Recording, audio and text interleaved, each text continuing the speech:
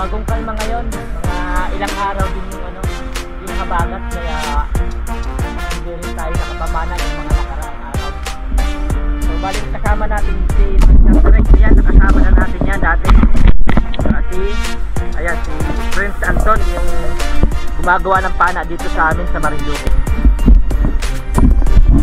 So ayun mga master, siguro may mga susunod pa na kasama namin. Ihintay natin sila. Hindi pa naman yung gano'n kaya ihintay na lang natin silang dumating. So abang-abang mga master.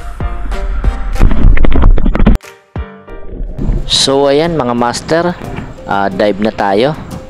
So una natin target ay isang kanuping. Ayan, good size na yan mga master, kaya huhulihin na natin yan kasi pang ulam na rin yan. Medyo ilang minuto na rin akong lumalangoy, pero ito pa lang yung nahuhuli natin.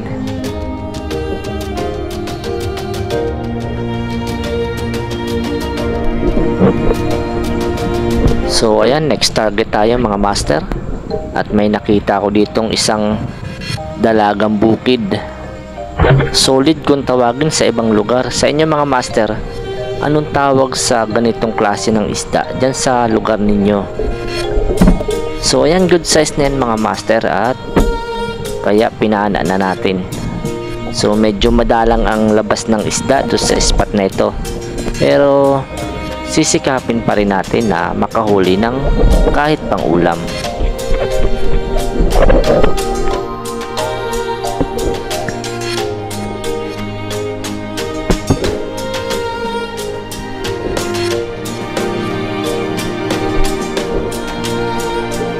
At ito ulit mga master, may nagpakita ulit sa ating isang dalagang bukid. Ayan, good size na yan, kaya huhulihin na natin yan. Masarap na rin yan na iprito.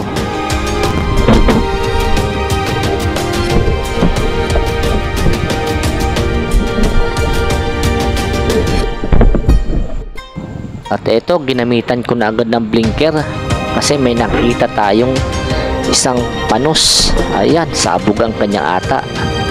Sa pool siya, hindi na siya makakawala dyan. Ayos, may pangbenta tayo ngayon. So sana madagdagan pa yung panos na mahuli natin. At dito mga master, may napanaan na ako ditong isang ilak. Ayan, medyo malaki na yan. So next target natin mga master, ayan, may ilak ulit, pero nagpapahabol yan. Ayan no. So hindi natin tinamaan mga master. At eto ulit, may nagpahabol ulit sa ating isang ilak. So medyo ilang minuto ko rin hinabol yan hanggang makaabot siya dun sa tabi. No? Hinahanapan ko kasi ng magandang pwesto, kaya ayan, na tsempuhan ko siya na tumagilid. Ayan, nahuli ko naman mga master. Good size na yung ilak na yan. Buti sa spot na ito, labas pa rin yung ilak, kasi dun sa spot natin parang naubos na yung mga ilak.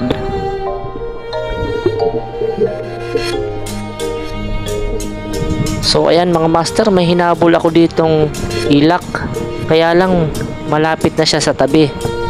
Ayan, kung napapansin niyo, medyo may alo na. Ayan, hinahanapan ko ng pwesto. So ayan, pinana ko na mga master, pero ayan, buti tinama. So andito na tayo sa tabi oh. Ayan oh, maalo na. So dali-dali kung dinampot yung shafting ko, at dali-dali tayong pumunta sa laot kasi hahampasin tayo ng alon dito. So yun, napakalaki ng mga bato, delikado dito, kaya dali-dali na tayo pumunta sa laot. Yan, na-secure naman yung huli natin at nakapunta agad tayo sa laot. So safe naman tayo, hindi tayo masyado nahampas ng alon. At next target natin mga master, ayan, isang panos. Medyo mabait naman, kaya hindi na natin ginamitan ng blinker yan. Ayan, nahuli naman. Buti, ayun no mga master, may dumaan na isang ilak. Kaya tinawag ko yung kabady natin. Ayan, pinapana ako sa kanya. Pero parang hindi niya nahuli. At eto, ginamitan ko na rin ng blinker. Ayan, sa pool ang panos. Ayos, may 3 panos na tayo na huli. May pambenta na tayo. Sana madagdagan pa ulit. Ayan mga master, oh, may nagpakita ulit na panos. Ayan. Kaya lang talagang manipis yung tama niya. Kaya sana kawala. Ayan no. Pangalawang tira ko. Sablay pa rin. Ayan. Bale hindi ko na nahabol yan mga master. Kasi pumunta na talaga siya dun sa pinakamalalim. Kaya hahayaan na lang muna natin yan. Kasi malalim na yung pwesto na pinuntahan niya. Na natin kayang sisirin yun. Medyo malalim na. So ayan mga master, next target tayo. At may nakita tayong isang cuttlefish or bagulan. Hindi naman kalakihan pero pwede na siyang pang ulam. Ayan, ang paginamitan ko ng blinker. At nung maabutan ko,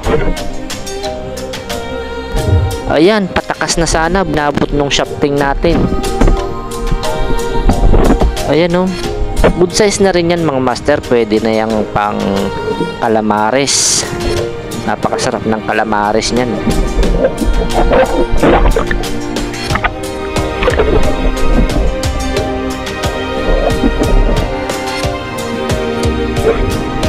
At eto mga master, may nakita ko dito nakasilip. Ayan, isang pugita.